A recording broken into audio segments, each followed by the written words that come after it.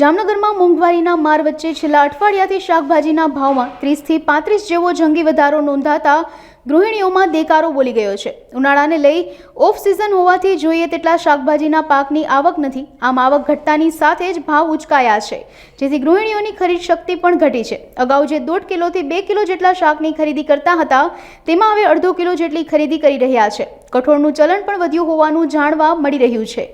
મારું નામ કનૈયાલાલ લાલવાણી, હું યાર્ડમાં હોલસેલ બકાલાનો વેપાર કરું છું અને અત્યારે બકાલું બધું મોંઘું છે। ગુવાર, ભીંડો, રીંગણા એ પણ બધી વસ્તુ મોંઘી જ છે।